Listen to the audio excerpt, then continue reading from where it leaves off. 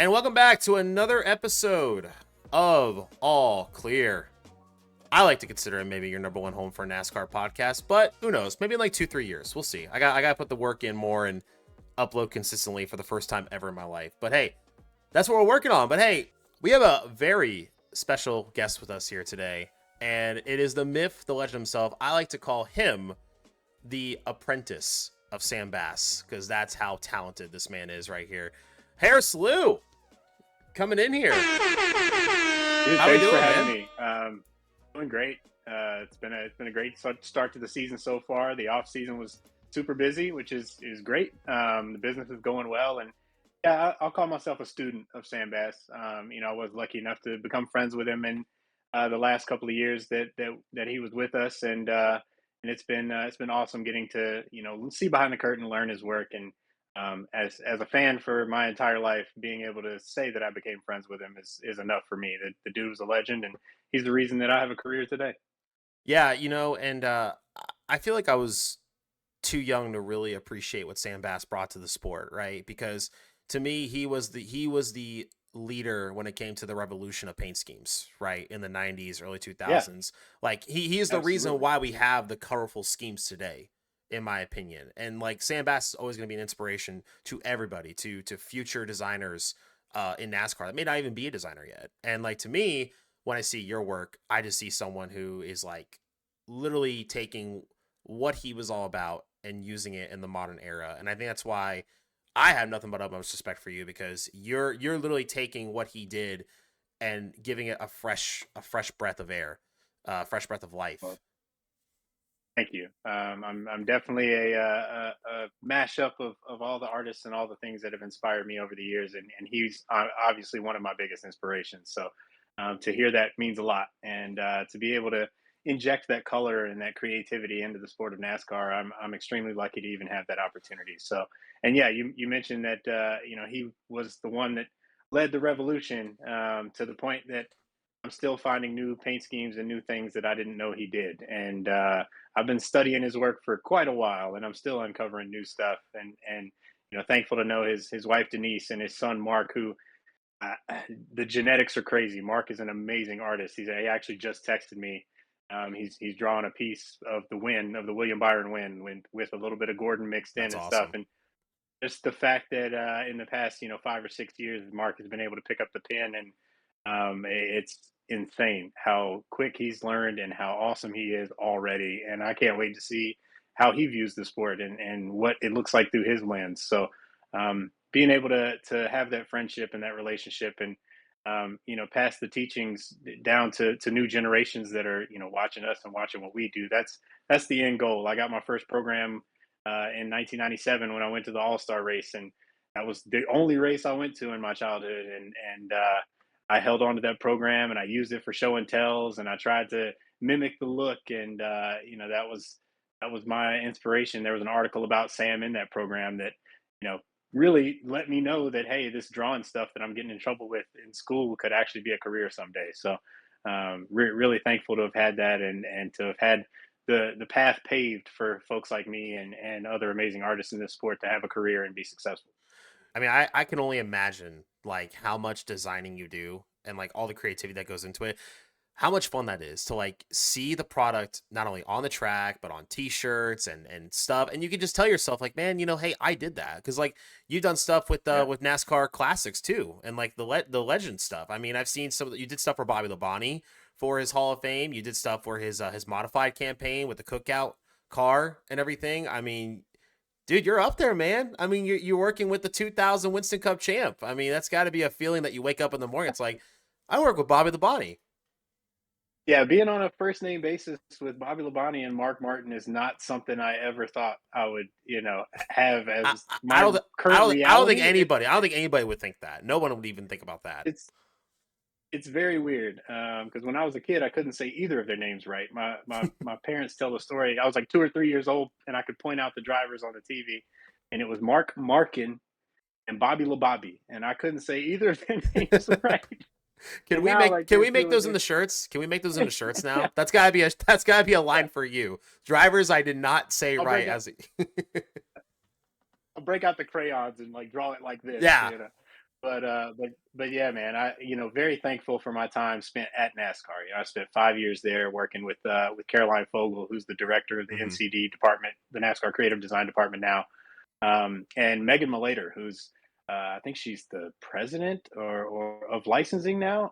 She's the head honcho. I don't know what the official title is, but me and my coworker Alex Brown back in 2017 started looking at the licensing side of things. We were doing a lot of social media. We're doing a lot of internal design, a lot of event design. We were the internal graphic department for NASCAR, and licensing was something that the department hadn't really touched. And so, me, Alex Brown, and my boss at the time, Richard Chatham, kind of put together a pitch to take to licensing. Like, hey, we can help out. We have these skills. This is what we can do. And some of that first stuff that we did back in 2017 or 2018 is still getting put on merchandise today. The NASCAR racing with the script racing, with the circle behind it and the checkered flags, like that was one of the first things that I did back in 2017 and 18. And it seems every licensee that gets the NASCAR license really likes it and uses it and puts it on new stuff. So the fact that we were that ahead of the game, right? Like it took probably a year or two for that stuff to even get on merchandise back then, and now like the collab that just came out with the I think it's a fashion brand from Spain, and they took Hmm.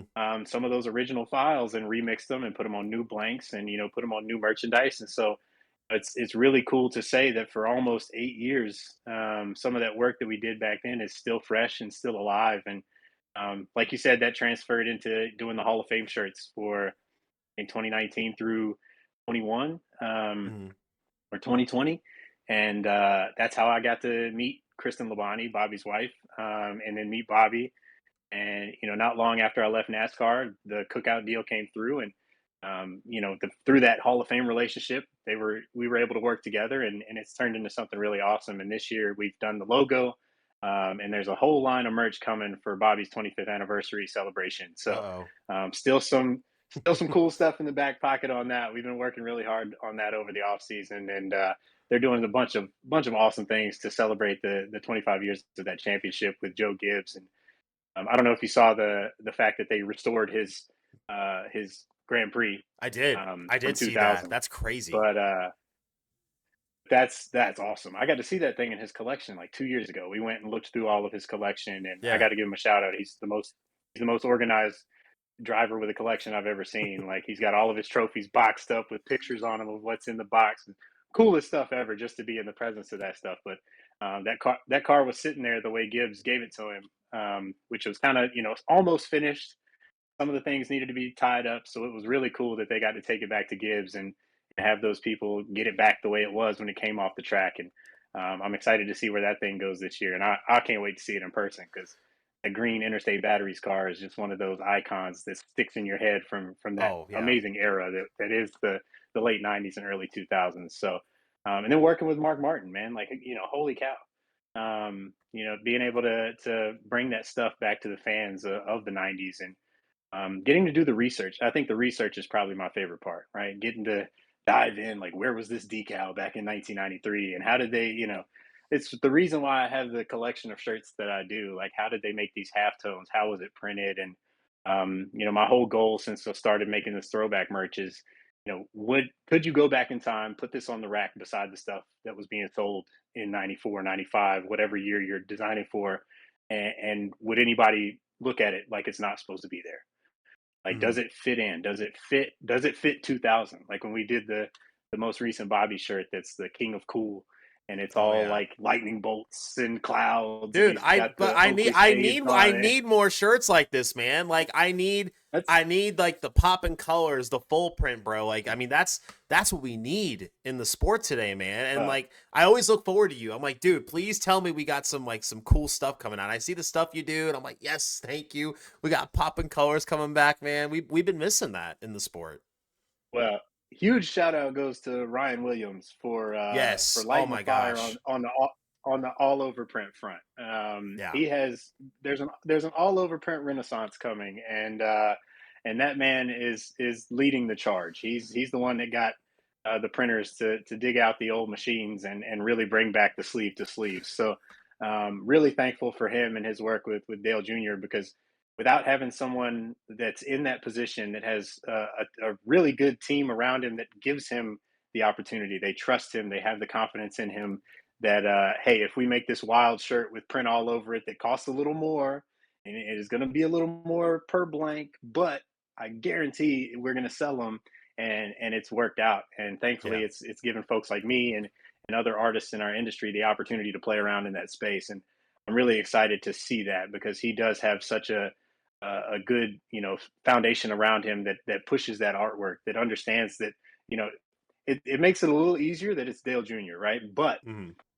even when it's someone like Dale Jr., you've got to have those people in those positions that will stand behind you and go, yeah, we believe this will work. Let's try something new. Let's bring something back. And it's awesome to see when someone has that kind of confidence behind them and ability, how it pushes the industry and how it gives opportunity to other people. So huge shout out to Ryan. I'm excited to be designing AOPs now that they're back, and really stoked to see some of the stuff that's coming out in the future.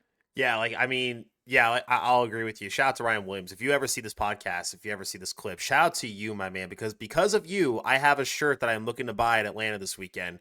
I saw a Chase Elliott one came out on the Hendrick Motorsports website, and I'm hoping that's at the track because I mean, first full print all over Chase Elliott shirt. I mean, bro, I got Bill Elliott. I need to get a Chase now. So, yeah, it's awesome because I mean, dude, you would probably agree with me on this one. Like NASCAR merchandise is it's a really big thing that I feel like has so much potential that hasn't been hit yet. And like guys like you and Ryan are starting to really tackle that, right? Because back in the 90s and 2000s, we had that color, we had that pop, and it's kind of gone away. And maybe it is because of cost per shirt and cost per item that rolls out, but these designers now, these teams are starting to realize, hey, listen, man, these people want this. Like they'll pay the money to get that shirt the way they want it. I'm one of those people. Like I'll spend $50 if they came out with a remake of the legendary T-Rex Jeff Gordon full print shirt for $60.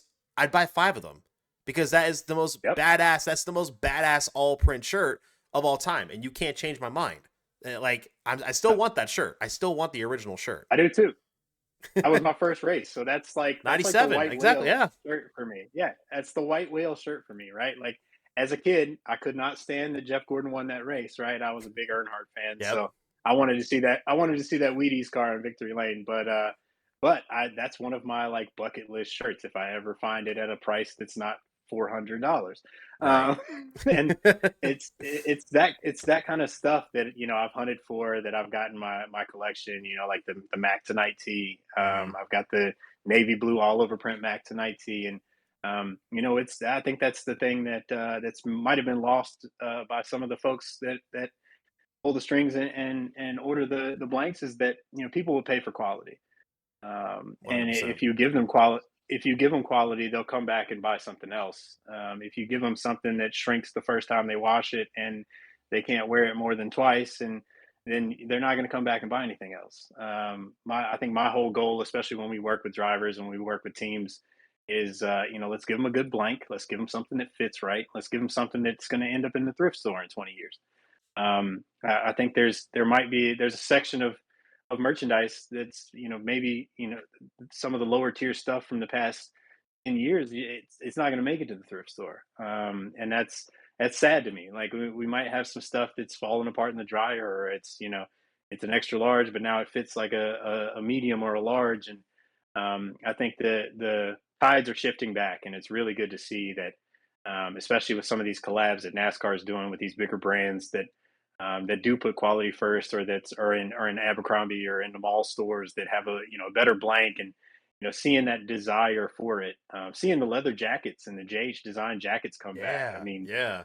that's huge. That's because those jackets, they've been around for, they never left. But I feel like the popularity went down a little bit, and then having I'm not going to buy that jacket for 100 and whatever. Mhm. So now that the popularity's back, now that they're coming off the shelves again, I think we'll start to see the shift maybe towards that leather stuff, maybe back out of the Mhm. canvas realm. And I think we're hitting a sweet spot right now, and it feels pretty good when you've got companies like Liquid Death hiring us to do NASCAR style merch for their brand. And that ended up turning into them actually joining and being a NASCAR partner. So really cool stuff happening in this world of merchandise and design, and I'm really excited to see it. And like I said, folks like Ryan Williams that have that platform and have that confidence behind them in their job that they can play around in these new spaces and show us all that it's possible and get that confidence behind it again, so that we can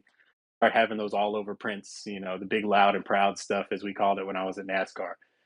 Really excited to see that return, and man, I'm already out of closet space, but I guess I'll just keep finding more places to tuck T-shirts as more cool stuff comes out. So Dude, I'm telling you, man, I made this joke with you. If you got one or two that are like, it's okay, let's move. Dude, there's a proud owner across the screen that would probably wear one or two of them, man, because I mean, it's just a sick, like, it's to me that's the merch you want to wear. That's the NASCAR merch, right? The colors, the pop, and everything. Dude, I could talk about paint schemes with you all day. I could talk about merchandise with you all day, but we gotta get into Daytona, right? We gotta get yeah, into Daytona do because it. this is what this show's all about. We're gonna talk about NASCAR. We're gonna talk about what's going on, and we're gonna let our opinions be heard because we're fans here, right? You obviously do some great stuff with the sport still. I quote unquote do stuff here like on screen with you, trying to get back and trying to kick that door back open for myself. Yeah, But obviously Daytona 500 happened, right? And we saw lots of action, we saw lots of controversy, which I'm not that surprised. I'm not, like, I knew it was gonna happen at some point. But we'll jump right into the Daytona 500 because that's the big story. William Byron winning back to back now Daytona 500s. I'll be honest, when that last lap came out, did not expect Willie B to win it. That's not what I expected whatsoever. I thought we were gonna get either Hamlin or Cindric. It looked like Cole Custer. I've been thinking Cole Custer's about to come in here and win the Daytona 500. I'm like, okay, I can go. I can vouch behind that. But yeah, Willie B takes home the win in a last lap crash and everything that saw the field actually race back to the line with no caution, which is kind of a coin toss. I kind of expected a caution to come out, but NASCAR said they just put their hands back and said, "I'm not going to touch that button." hey, I'm here for it. I absolutely loved that they got the race back to the line, and Absolutely.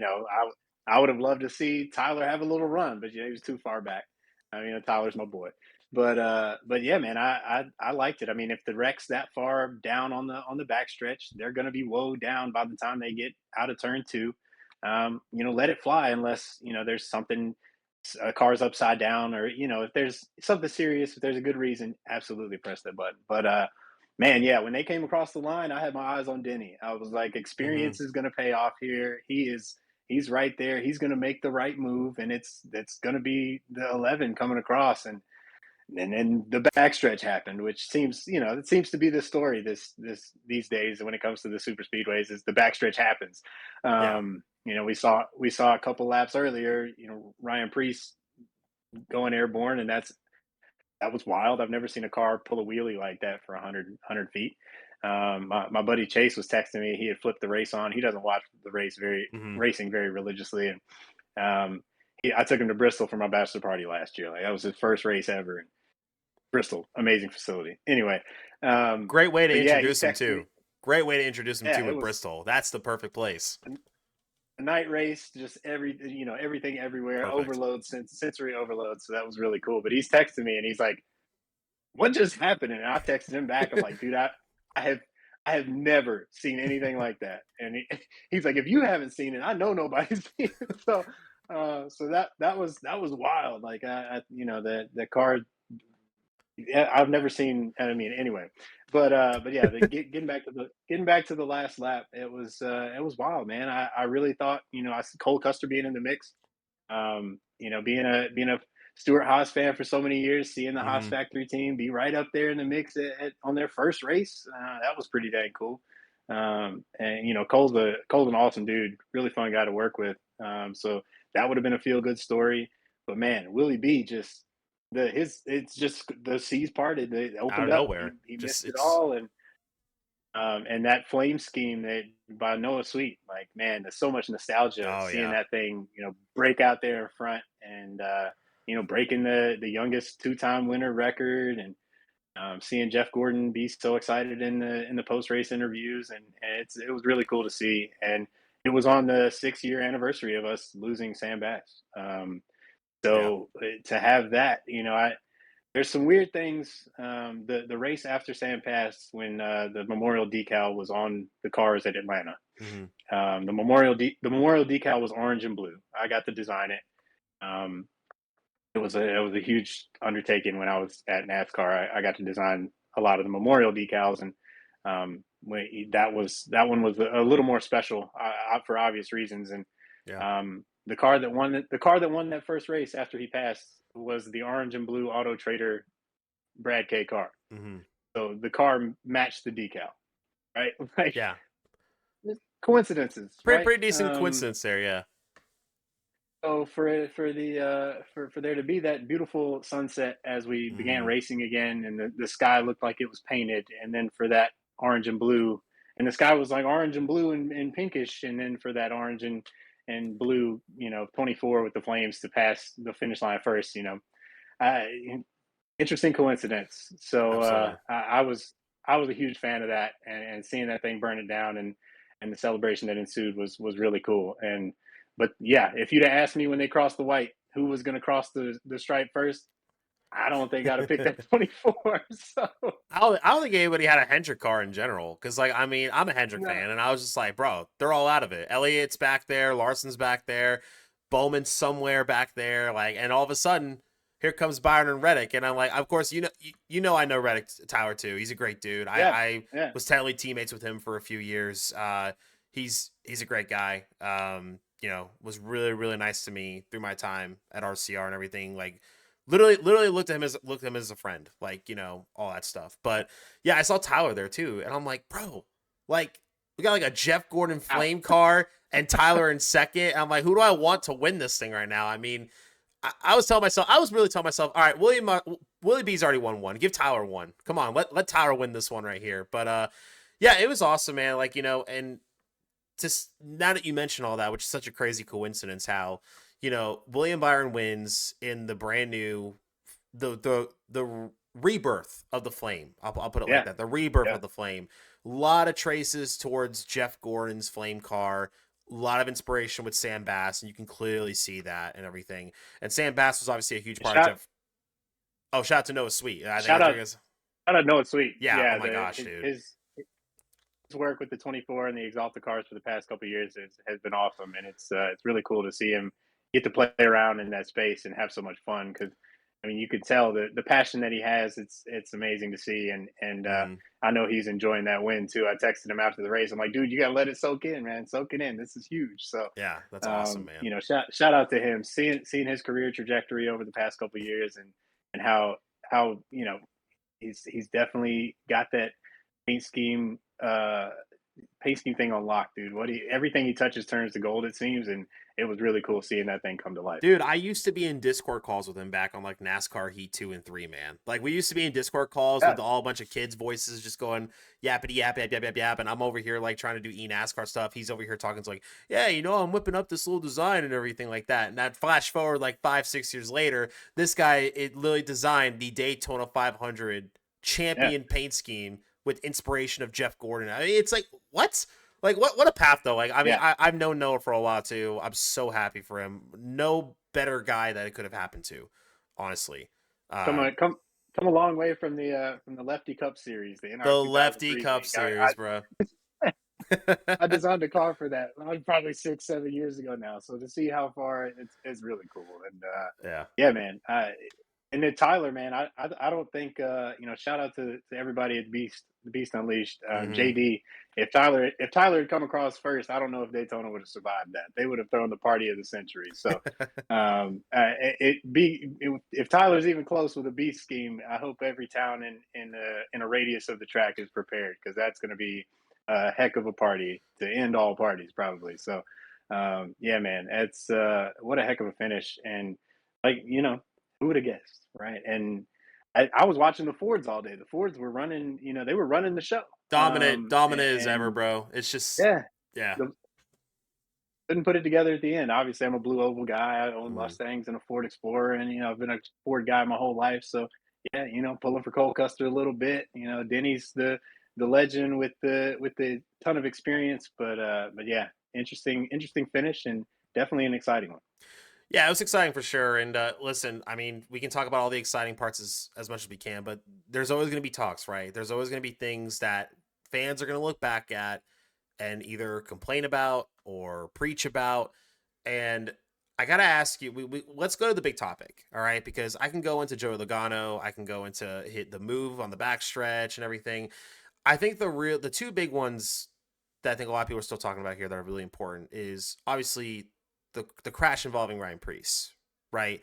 You know, I've seen lots of cars flip in my time as a fan, but like you mentioned previously, I've never seen a car flip like that. I've never seen a car hit somebody from the back, like they hit the back of the car, and the and I've seen incidents where, like, you know, the front of the car gets a little air, like little wheelie and everything. Like it happened to Ross Chastain back, I believe, at Texas a couple years ago, and he kind of got some air and landed on his wheels. But I've never seen a car go up like this and then just keep going up, up, up, up, up, and then flip.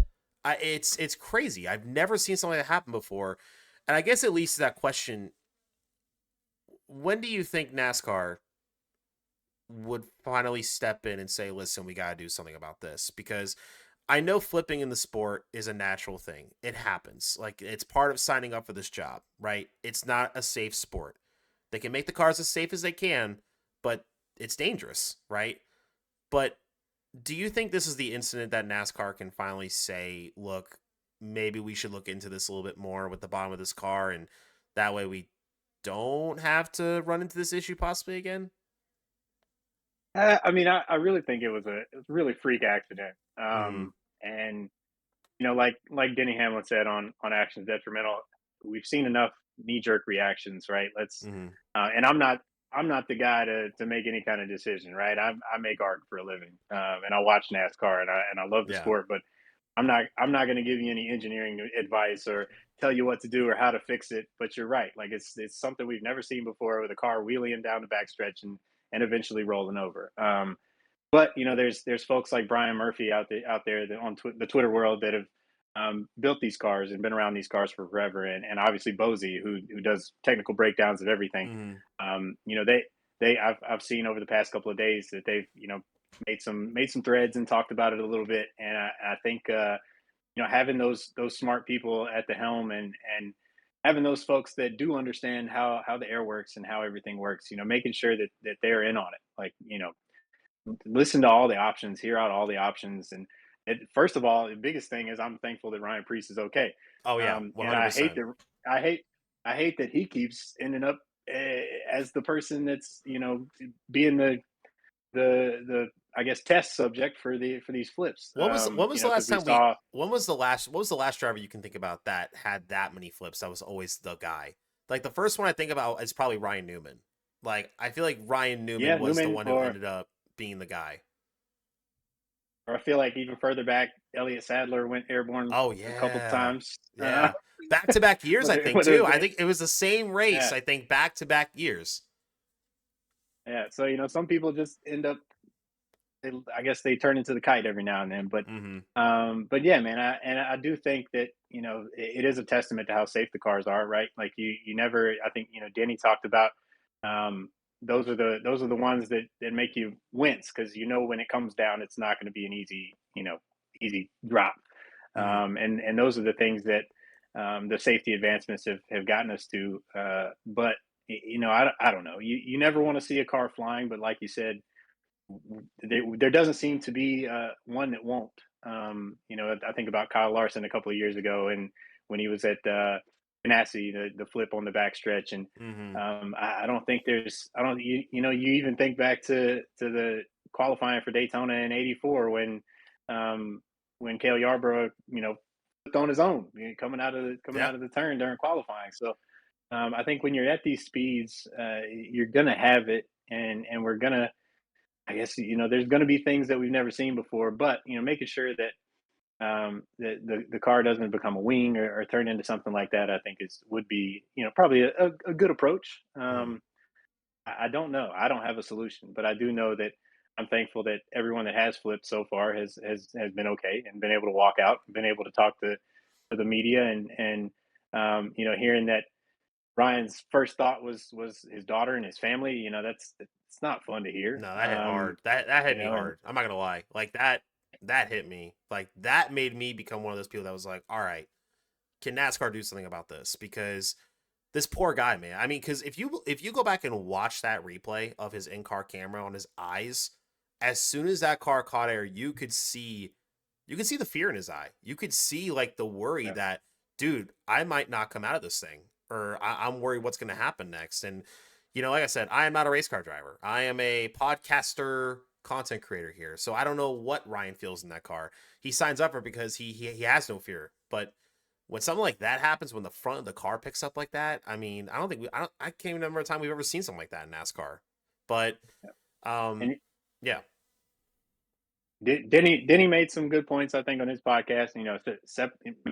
Make some changes so that the cars can separate, and Hmm. you're not three wide all over the place. Because if they are further apart, if you're able to get some space and some gap, things like that are less likely to happen. So, yeah. And then I think Preece was on stacking pennies. So I didn't get to listen to the whole thing, but I watched the clip today, and get listening to those people that do it every weekend, and really know how the car works and how the car feels, and I think that's where you start listening to them, get their opinions. And obviously there's smart people at NASCAR that build these things and design these things. So putting all the best heads in the room together and seeing if there is something to do that you can do, and if not, just make it as safe as you possibly can. So Yeah, and I'll mention it here too, and I'm sure you would even agree with me.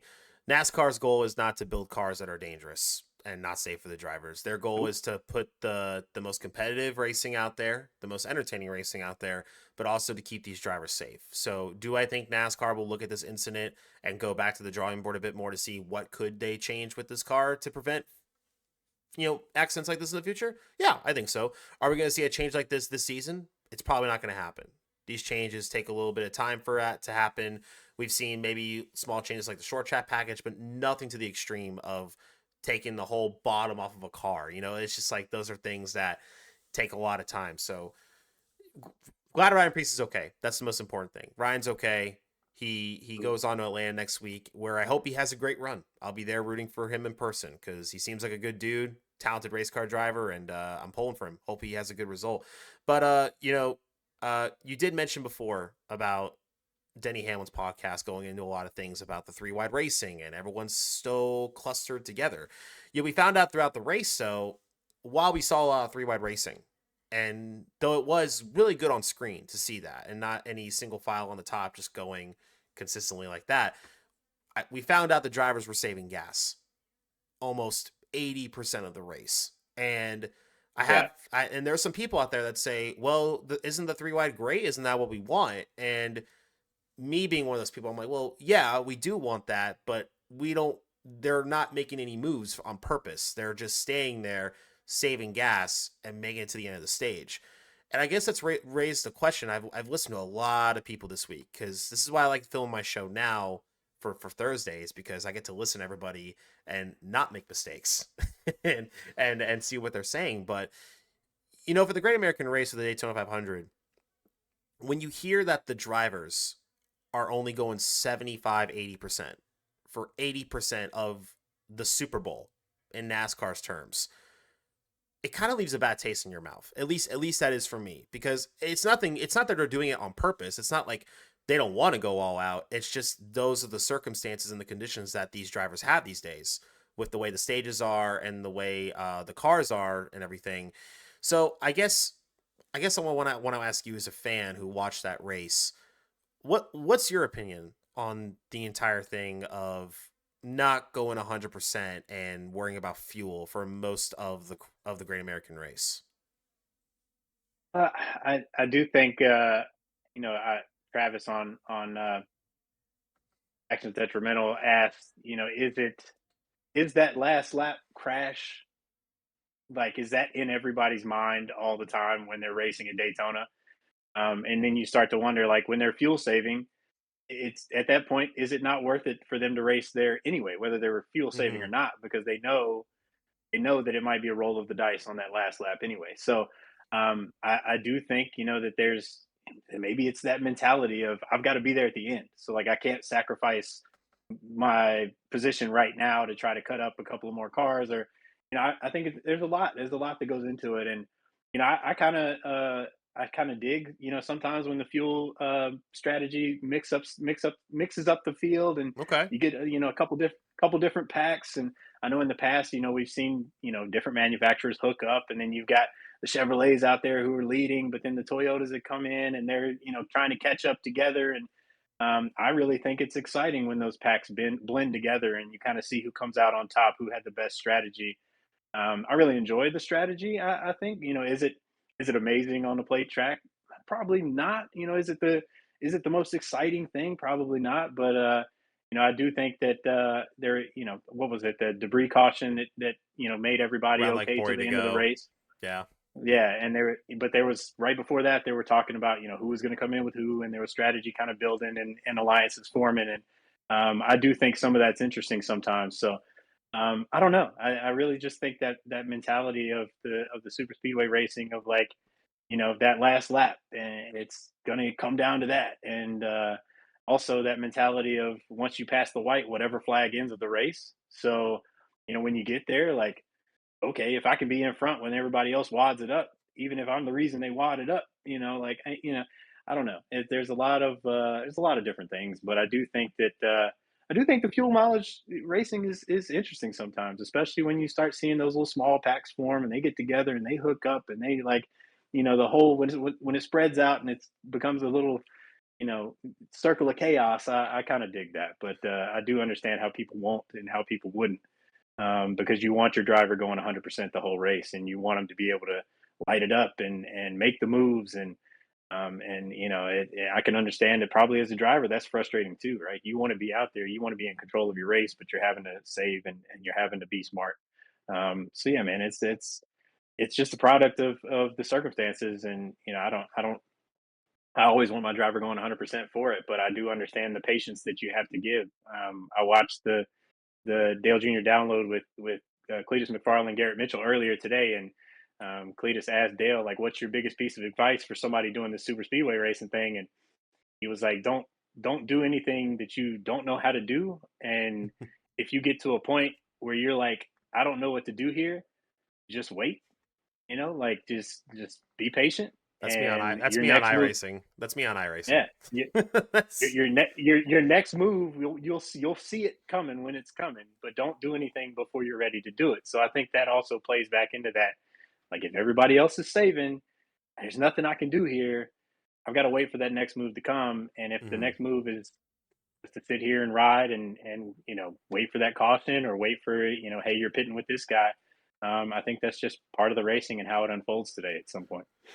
Yeah, and like I've told a couple of my buddies before, and just telling myself, I would much rather see the three wide racing while saving gas than single file choo choo train on the top for 60 laps straight. Because at least when you're three wide, at least they're racing each other, right? At least you got the leaders bump Yeah. drafting each other. You see the outside lane prevailed and the inside and the middle. It definitely makes it more exciting. And I guess the reason why I thought about the topic a lot, and I guess why a lot of fans were wondering, I think it just kind of goes back to what we saw growing up, right?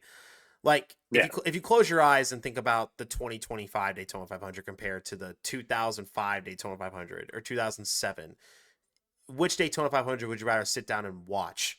You know what I mean? Because like back that the plate racing back then, and I'm not saying today's plate racing is all luck. It's not, but there's definitely more luck, it seems, in this era of plate racing than it was back then.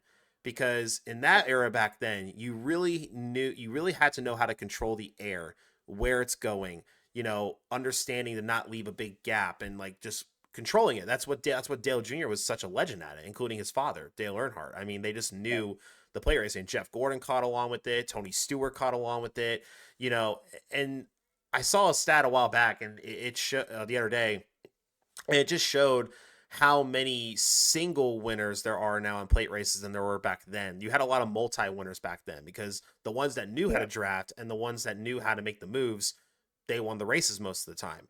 Now it's more so there's going to be a big wreck on the last lap no matter what almost, and you have some Yeah, lucky winners get in there.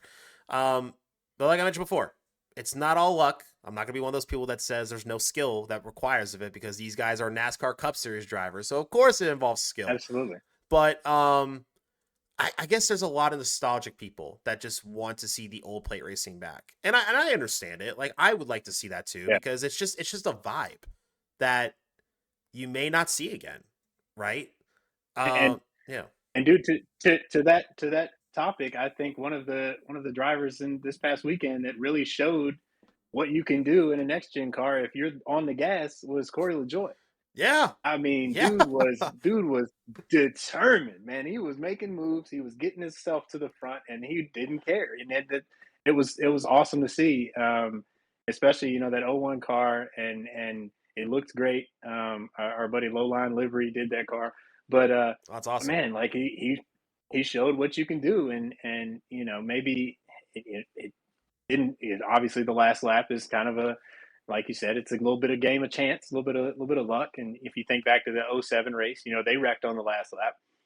They were patient enough to wait to coming off three, but it's, and I think maybe that plays into some of it too. Like with the fuel savings, maybe they end up using too much patience, and by the time you get to the end, they don't have any patience left, and that's why we're wadding it up on the backstretch. But I don't know. There's a lot of factors, and you're right. Like you think back to Dale Senior's last win at Dega, and how he went from 17th to first and made up all those spots, and he was able to weave and bob, and that's because there was gaps in between the cars, and they weren't all locked up three wide, seven deep, eight deep, however many deep they go three wide these days. Hmm. And there were gaps to hit, and you saw with Logano's accident. He tried to find a gap, and there was no gap to hit. Right, like I feel like if you have more gaps, if you have more places to make a move, moves will be made. But when they're stacked three wide, eight back, there's no moves you can make. You're in the line, and you're at the mercy of who's in front of you, behind you, beside you, whether that's both sides or one side. So yeah, I do kind of miss the moves and the runs and the shuffling. So hopefully at some point we can get back to that. And maybe Atlanta, that people are talking about, is wearing out a little bit, and it's going to be a little more rowdy. Maybe we'll see some of that in Atlanta this weekend. And I got my buddy Jaron. He runs Mustang Fan Club. He's going this weekend, and I think it's his first NASCAR race. And I'm like, dude, Oh yeah. it was three wide. It was three wide with a quarter inch separating the drivers last year. You're in for a good one. So yeah, it's going to be cool to see how that track ages. And I mean, Daytona was aging. Like if you watched all the races, the cars were on the edge. They were bouncing around. Oh yeah. Xfinity especially was Xfinity race was awesome to watch. That was so much fun. So yeah, man, I think as this pavement ages, things will change a little bit, and I think we'll see how it goes in the future. But either way, had a lot of fun watching it. Yeah, it was fun. And like, I'll ask you this real quick question, right? Just give me a straight answer here. Rate the Daytona 500 on a scale of 1 to 10. Man, I'll put you on the spot right probably there. give it. Yeah, man, that's out of all the ones I've watched. I don't know. I mean, I think for if I think about in the next gen era, probably go 7. Like Okay. as far as what I was watching, watching. I was watching Joey and Ricky for like 5 laps, and how they were moving with each other, Yeah. and bouncing off. Like they were racing. Like there was no chill in either of them, and where the moves they were making in the blocks, and like that was a lot of fun to watch. So yeah, I'll give it a 7. Give it a 7. I'm not gonna lie. I'm guilty. I was telling myself when I saw Ricky and Joey racing like that, I said they're gonna cause the wreck. Like I had a feeling. I'm like, all right, who's it gonna be? Like I was in a call with my buddies watching the race, and I'm like, it's gonna be them. Like I knew it. I knew it was gonna be one of them around the radius that they're around. If you're in that danger zone, get out of there. And that's They they they had me on the edge of my seat, man. I was locked in on them, and shout out to Fox for showing it wide enough where we could watch them play and make the moves they were making, because yeah. that was a lot. That was a lot of fun. You're like, oh god, like here we go. I We're know, doing right? this. So, but that was a fun couple laps, and then like it was fun to watch the moves and stuff like that. And then on the last lap, like I thought we were going to see a Denny Hamlin masterclass, and Hmm. almost got one. So yeah, it was a fun race to watch, and the end was satisfying, and seeing that, like I said, seeing that beautiful paint scheme cross the line first, I'll give it a 7. I'll give it a Okay. 7. All right. You know what? I matched you there because I told myself going into the show, I'm going to see what he gets. I gave it a 7 too. I think the last Nice. 40 laps definitely saved my rating. The last 40 were very entertaining. And I said that before. If you showed me the last 40 laps of that race and nothing else before, I would have told you that's one of the best Daytona 500s I've ever seen. That was incredible. But if you gave me the first 160 laps, I'd have been like, oh, like, oh, okay. That's why everyone got really Yeah. excited the last 40 laps and everything. But hey, you did mention the Xfinity series, and I want to talk to you about the broadcasting from the weekend, right? Oh, dude, Yeah. amazing, Yeah. No, amazing. I need to literally give a virtual like golf clap to CW. CW Yes. knocked it out of the park with Xfinity. And to me, I said it, whoever's in charge of the production of CW must have been a NASCAR fan for the last 10 to 12 years and watched other programs, how they did it, and wrote everything down and said, all right, don't do it like that. We're going to do it like this. And probably listen to feedback on the fans because, I mean, CW, like, what is it, a 5 race deal, right? How long is their deal again? I think it's like 5 races, right? Or is it a bit? No, it's longer. It's It's it's all it's That's all right. season. It's all season. So if you I'm getting the Amazon one mixed up. My bad. Yeah, the yeah, Amazon deal is 5 races, but CW is the whole year.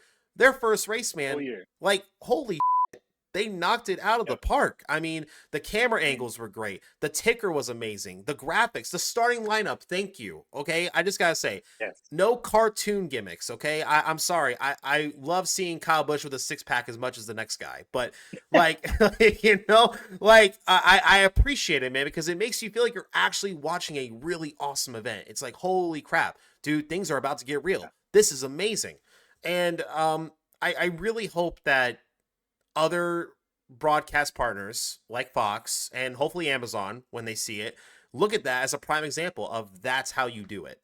That is how you put one of the top series of NASCAR, one of the top motorsports in the country on the big screen like that. And man, they made Xfinity feel as fun as it is, right? Yeah. Like going to an Xfinity race, it's a little bit lighter atmosphere. It's a lot more fun. Like it feels a little more classic. And they brought back some of those classic elements, like the starting lineup, using the paint scheme in the starting lineup, because in this modern day and age of NASCAR, there is a different paint scheme every week. So making sure that you have that visual connection of, okay, my driver's running that color car, I can see it, I can look at it, and I love the bottom ticker. I really Oh enjoyed it, yeah. and even how it got smaller and translated into the side by side, being able to keep up with that many drivers at once. I think they had the top 25 on the screen at all times, and then rotated the back half through the like last two sections. But then during the commercial breaks, still having that much of the ticker to be able to keep up with what's going on.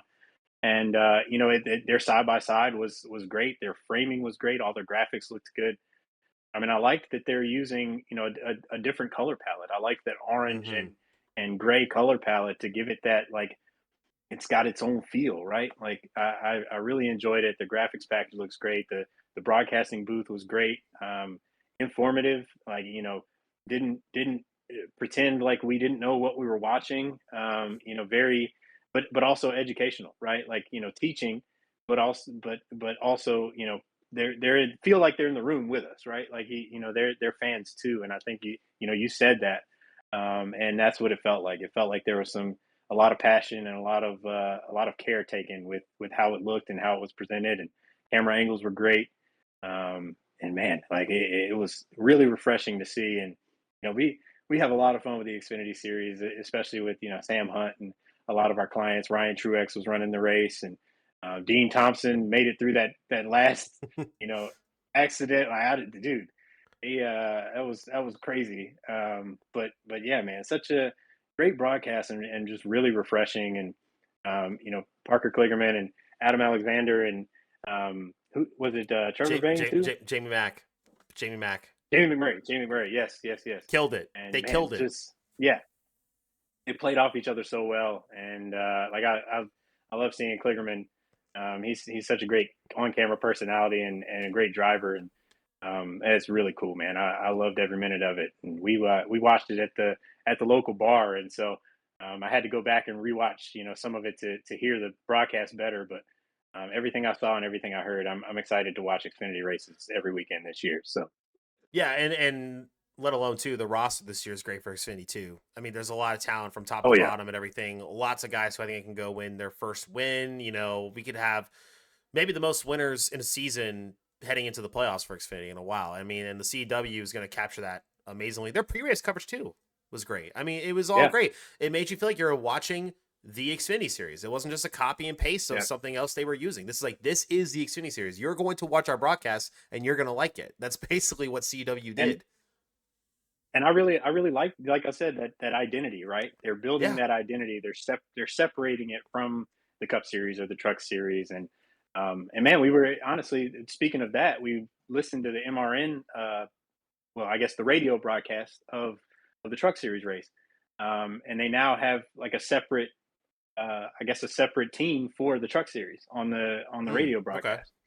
So that was kind of cool to hear too. And they were like, this is the tough trucks of NASCAR. You're listening to the Craftsman Truck Series radio, and so I really like that separation of the series and giving them their own identity, so they feel like, not just the step to Cup, right? Like Yeah. give them that identity, because these drivers have worked their butts off to be in these series. So having it feel more premier and having it feel more, like its own thing, like it's not just, oh, this is just the step, this is just the third step or the second step, or so having that identity, making it feel elite, and really, putting these drivers in a different class of their own in these different series, I feel like is a great approach. And I saw it twice this past weekend, heard it once and saw it once, but you know saw it twice this past weekend, and I thought it was really refreshing. Yeah, very refreshing indeed. And like I mentioned before, how I hope other broadcast partners look at what CW did and not be disgruntled or be disappointed themselves, but just look at the bar they're setting when it comes to delivering what they're trying to sell, right? Because to me, the broadcasting partner that provides these races, it's not just them putting it on our TV screens for us to watch. They're trying to sell a product, right? That's the most important thing when it comes to this stuff. Viewership is what makes these companies money. And if you put a good product out there, people are going to want to come back and watch.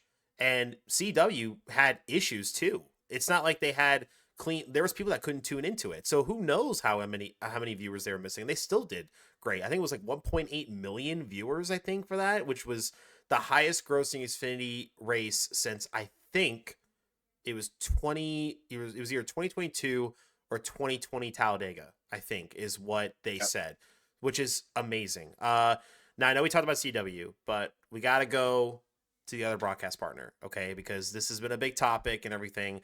It's Fox. And I feel like amongst myself and many other podcasts and many other people out there on social media, it's a topic that just won't go away, but I think for right reason. Because, for me as someone who grew up watching NASCAR on Fox, they were the bar.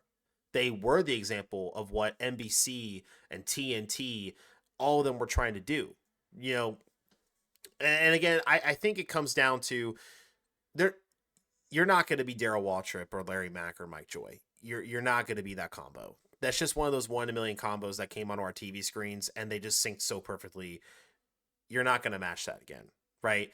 And when it comes to the Fox broadcast woes and everything, the big one from the weekend was the Truck Series race and ARCA, right? And I will say, I thought the Daytona broadcast was not bad. I thought it was genuinely okay. Like there was, of course, there was a couple things, like, some things that people weren't happy about, but I thought it was a really decent broadcast. But when it comes to ARCA and trucks, the big name that a lot of people are talking about is Jamie Little, right? As lead commentator. Now, before I go into this, I just want to make a note to everyone who's listening to this right now. I think Jamie Little is one of the most intelligent, most well-known NASCAR figures right now in media. She is there for a reason. everybody. She knows this sport so well. She is very intelligent with it. And there's a reason why she's been on my TV screen for about 20 years now. And she's not going anywhere because she's very good at what she does. However, I just think that at this moment right now, that she might not be the best fit for a lead commentator role right now. But I hope it gets better because I want her to succeed, because I feel like the role she has now and what's going on, I feel like her legacy and everything that she has accomplished is getting hit a lot from these fans who may not know where Jamie Little came from. You know, these newer fans that are coming in and wondering, what is this? Like, what is this commentary? What's going on? But then you start doing some research, man, and you start to see that how many broadcasts has Jamie Little done where she's actually at the track? You know, because I believe last year, I don't think the ARCA series she did one broadcast at the actual track. Let alone, I think she led a couple races last year for Fox in the truck series. But then again, the truck series they didn't go to the track. They were based in Charlotte, North Carolina. And can you imagine how hard that is to be a lead commentator of a sport, but you actually can't see the sport and you're watching monitors and you're trusting the camera people to show you what's going on? And I guess I'm leading into this asking you, you know, what's your opinion on the entire thing with Fox broadcasts right now? Where can they improve on, or where should they go from here to, you know, to maybe improve their broadcast of these NASCAR races? Well, as we talked about earlier, I do think the CW trying new things and doing new stuff. I think that will raise the tides of everything, right? Mm-hmm. I think that we've only had two broadcast partners for so long, right? Like how many? Like 10 years almost. It's just been Fox Yeah. and it's just been NBC. And you know, Fox gets the start of the season and NBC gets the end of the season. So if NBC's trying new things, Fox doesn't have an opportunity to try a new thing because they've already had their season.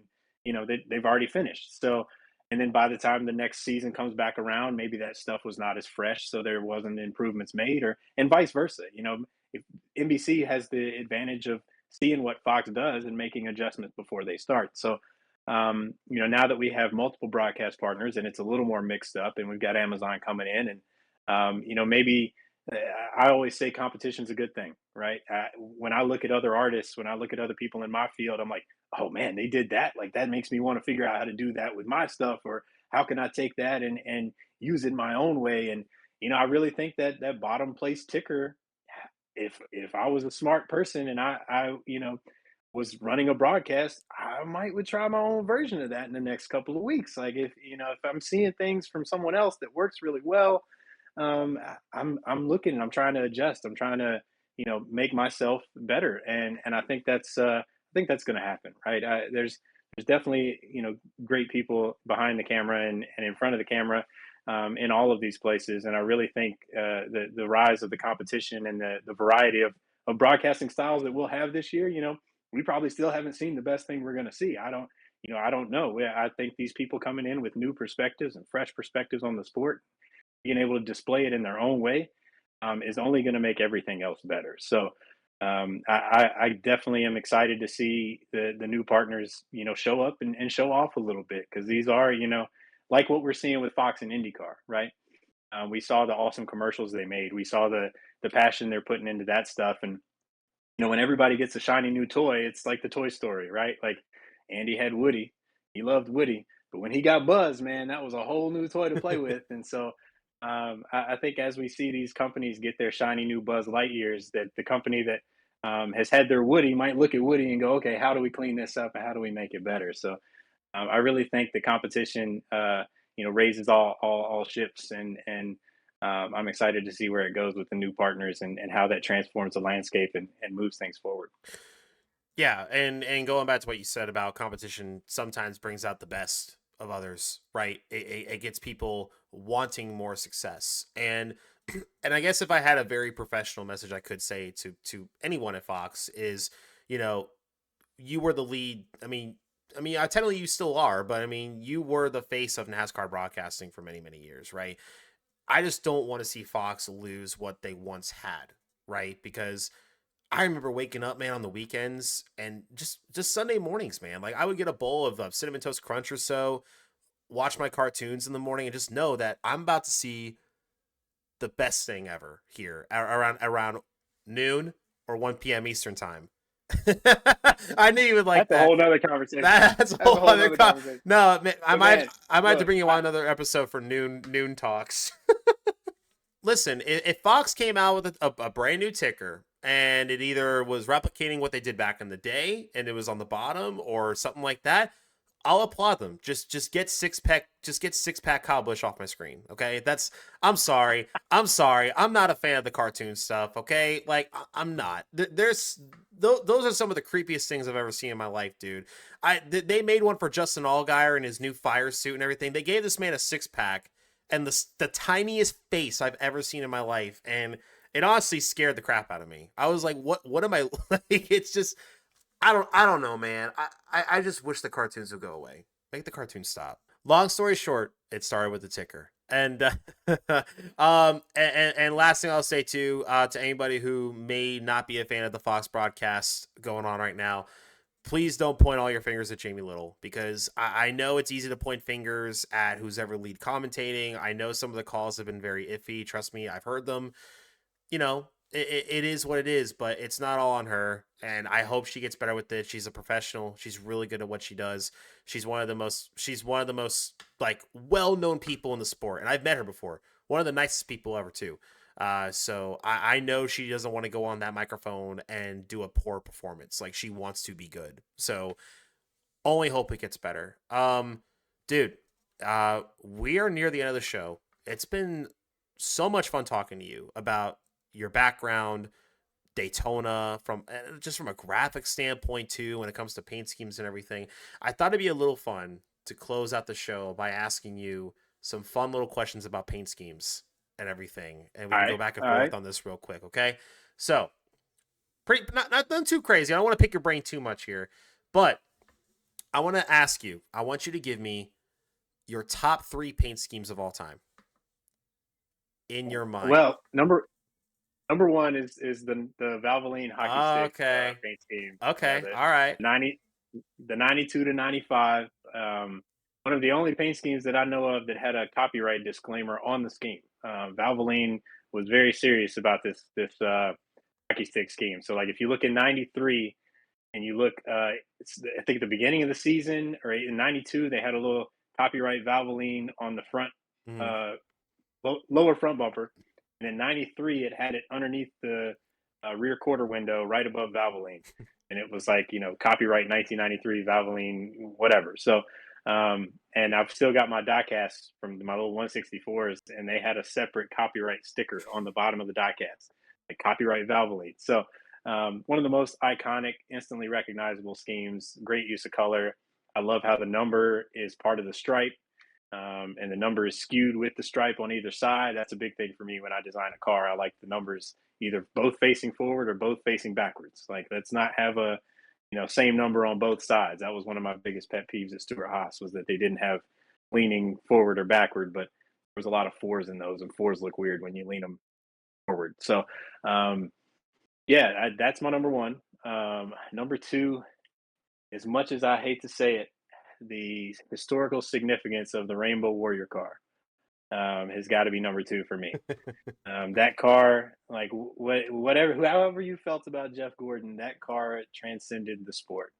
It's gone Yeah. everywhere. It's been everywhere. There's still brands today ripping it off on, making their own Oh DuPont yeah. jackets, and it was the car that put NASCAR on the map for a lot of kids. Like they saw the rainbow car, and that was what they gravitated toward. It was on cereal boxes. It was on, merchandise. It was in the aisles as you're riding in the shopping cart with your parents, and it was Sam Bass's design, and that was other than the '88 Miller car, the High Life car, probably his those are probably his two most recognizable designs ever, and the most imitated and most mimicked.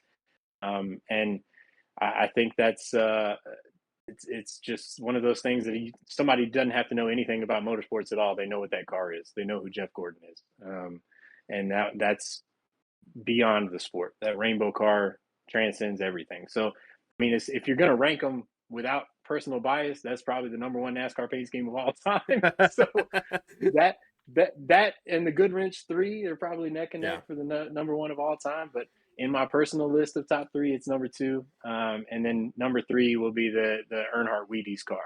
Mm. That's the my first race. It's the first NASCAR driver on a Wheaties box.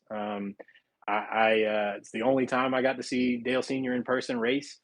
It means a lot to me. I've got my own little personal shrine to that car over here. I've got the Wheaties box in there. I've got the 124. I think I've got a 143. I got the little hauler with the Chevrolet truck on the Where's the front one? of it. Where's the 1 of 1? Where's the 1 of 1 at, huh? Where's the 1 by 1 scale? Oh no, I wish, dude. Yeah, that's probably in the RCR museum, and they Yeah. won't let me get within 5 feet of it. But yeah, man, that car was just so cool, and the fact that Sam Bass got to design the Wheaties box, Mm-hmm. right? Like the iconic pinnacle of athlete, product placement is Wheaties, and he got to be the artist that put Dale's face on it, right? So not only was the athlete on the box, but the art from a hero like Sam Bass was on the box. So those are my personal top three. Some honorable mentions, definitely the '88 Miller High Life car. That gold car is just it's transcended everything, right? And Yeah. we found out. I didn't know, but the Miller used that for everything, for their whole motorsports lineup. So it was on the jet, the racing boat, the jet boat. It was on the Indy car. It was on the NASCAR car. So Sam got to design that whole program, and that was honestly his big break. So that's my honorary number four, and then number five got to be just the Prime Star number 16 from '94, the one with the American flag. Yeah. Yeah. Okay. The Ted Musgraves, Ted either '94 or Musgrave. '95, Yep. and that car has metallic blue paint with that red, white, and blue family channel. And man, that thing is it's gorgeous. I've still got my little 164 from back in the day, and I know I liked it because it doesn't have any scratches on it. So uh, the cars that I didn't like ended up scratched, wrecked, or flipped over when I was running the Vit Register 500 behind my dad's recliner. But yeah, that Prime Star car is pretty spotless. That one was absolutely gorgeous, and it's on this shirt too. So Oh yeah, I see it. I There got it is. got two of my favorites. This is one of my favorite shirts. Like shout out RFK Racing. They let me have a lot of fun with their merch these Oh, days, that's cool. and I love this. I love this shirt to death. We got to do kind of a similar thing with their Build Sub shirt this year, and put all three cars on the same shirt with Preece, Kez, and Busher, and definitely took a little inspiration. This says Team Roush, and the 2025 Build Sub shirt says Surface Team, or Surface Squad. So that whole submarine vibe, and it's on their site now. So go check out RFK Shop if you get a chance. Go check out RFK. Go check out their merch. It's awesome. I could sit here. We can probably get a top 20 paint scheme going on. I'll give you my three real quick. Rainbow Warrior number one. For me, yes. Sam Bass Legacy, the revolution of paint schemes. Number two, X-Side 2000, Jeff Burton. Yeah, dude. Love that paint scheme with all of my heart, man. I wish Lionel would remake that diecast like modern, with like a modern build of it now, because I'm not a big fan of the whole Team Caliber build. It's so bulky, and I don't know. I'm not really, I'm just, I don't know. I don't want to. I don't touch that. I don't know. That's just me personally. If I had a third one, it's kind of a tough one, but the first one that comes into mind. I'm such an oldie, I love the 99 2000 era Dale Jarrett Quality Care. Yeah.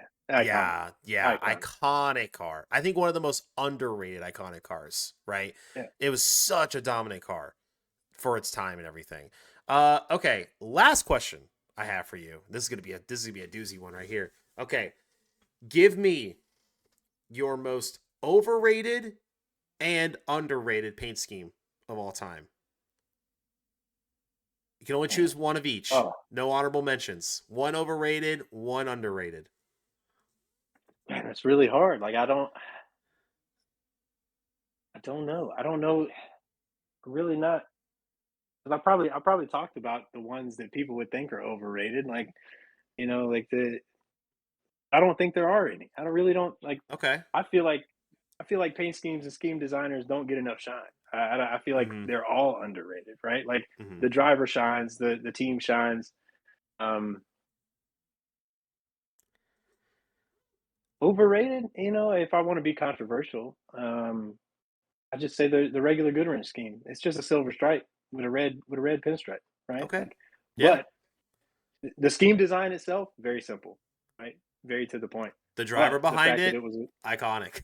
the fact that it was a black car, it was menacing, it Mm-hmm. was the epitome of the intimidation. That's why it's so iconic, right? Yeah. And it's been recreated thousands of times, and when you see it on a Cybertruck with the numbers leaning the wrong way, you're like, God, Mm-hmm. again, like, come on, y'all, at least do it Yeah. right, at least face the numbers forward. That's Dale always wanted his numbers leaning forward, which is why all the DEI cars, all the numbers leaned forward. So he said, when you're running, are you leaning forward? Or are you leaning backwards? You're leaning Mm-hmm. forward. So, yeah, I would say when it comes to like pop culture and people recreating it, that's probably overrated. But it was the man, it was the person behind the wheel that made it so Mm. iconic and made it so recognizable. Because yeah, it's just a silver stripe, but it's the most iconic silver stripe in history. So when it comes to underrated, I mean, I think that Prime Star scheme I talked about earlier, like, it's so clean, and the metallic blue, like just the fact that it was real paint. It's if you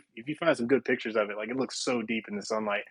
I really think that's one of the most underrated, and probably one of the things that only somebody like me is going to remember, a Ted Musgrave scheme from 1995.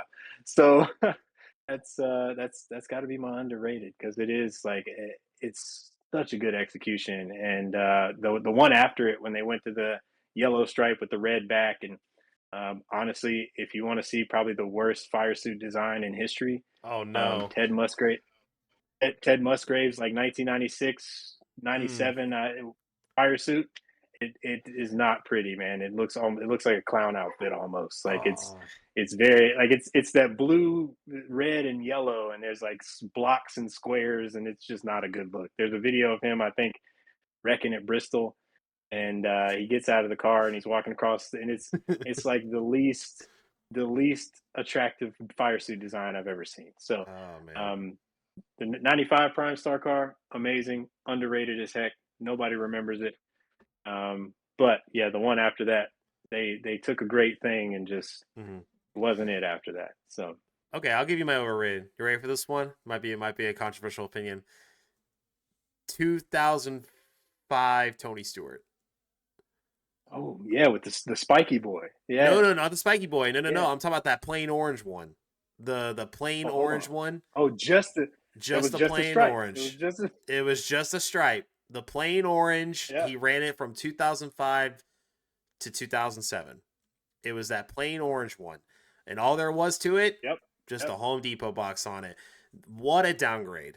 Okay, that Yeah, there 2004 scheme. wasn't even really a stripe. It was more just like the valence tape, and Wait, there you was so wait, so a there's no green. stripe. There's no stripe on that car at all.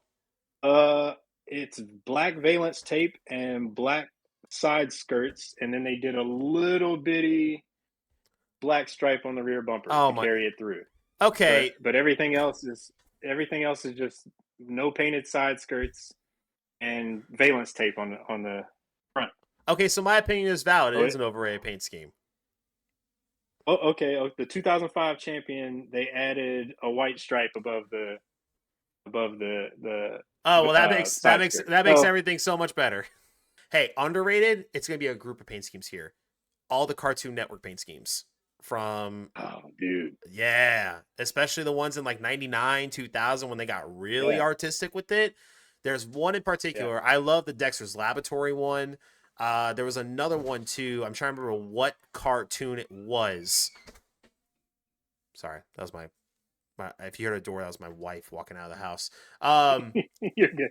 No, but yeah, so literally all the Cartoon Network cars were great, but literally the ones from like 99 and 2000 were like peak. I believe Jerry Nadeau drove them in 99, and then I can't remember who drove them in 2000, but you had the Dexter's Laboratory one. That's one of my favorites. I haven't die casted that one, but there's another one that was like silver or something. I can't remember what it was, but it was so pristine. It was so good. Was it the Was it that one, the white? Yes, yes, Yeah, that that was one. the Jeff Green. So that was I guess the first year, 97, 98. Yeah, that's the one. I've got the little 164 of that. But man, my favorite part about those paint schemes is they changed the number for every scheme. Yes. Like like if you look at the Flintstones one, the Hmm. numbers are rock shaped Yep. and themed, and like they changed the number for every cartoon for every scheme. And yeah, the Dexter's Lab. I think the white one, white and silver you're talking about is the got Tom and Jerry on the hood and Dexter on the quarter. Just in that shirt, the big Tom and Jerry. You can't find this shirt anywhere, and I that's want that also shirt. another one of those I white. want that shirt. It's one of those white whale shirts I'll probably never find or never be able to afford. But Man. they should have made more merch. They should have made more quantities of merch. The merch they made was fire. So Oh, I just yeah. wish you could find it. Oh, dude, me too. I That's wish you could find it these days. So the story of NASCAR merch from the 90s and 2000s. Trying to find it. That's yeah, the hard part. That's the hard part. Uh, dude, man, I had a lot of fun talking today. An absolute blast. We got to talk about Daytona. We talked about paint schemes. We talked about overrated, underrated paint schemes, dude. We can go on for hours about this, man. Talking about art and everything. Harris, you've been an absolute pleasure from start to finish. Real quick before I let you go, where can all the awesome people who are tuning in find you on socials? personally, I'm Harris Lue on Twitter. I'm Lue Creative on Instagram, and it's variations of that on every other platform, pretty much. Our business, you can find us at Lue Creates on both Instagram and Twitter. That's where we post most of our portfolio pieces and our artwork that we do in the industry. And check us out at luecreative.com. We have a plan to update our website over the next month or so. So there should be some new, more updated stuff from our portfolio on there. And yeah, we're on LinkedIn too. So, professionally, go find us there. We share a lot of our updates there as well. So find us, follow our clients. Anything that we make usually is on our clients' merch stores if it's still available. So really, go support our clients like RFK Racing, like Sam Hunt Racing, Liquid Death, Heatwave Visual. The more you support our art there, the more you buy from them of the things that we make, the more we get to make, the more fun we get to have. So really appreciative of all of our clients that trust us to do cool stuff day in and day out, and really thankful to just be a part of this motorsports industry. And thank you so much for having me on here to chop it up and talk some racing today. Absolutely, man. You're welcome back anytime possible, guys. He is Harris Lue. I am Joey Stone. Thank you so much for tuning into this episode of All Clear. We'll be back next week to recap Atlanta Motor Speedway, hopefully with some exciting things, no controversy, and hopefully maybe a new bottom ticker for one of our broadcasting partners. Thank you guys so much for watching. Maybe. Yeah, maybe. But we'll see you guys next time. Thanks so much for watching.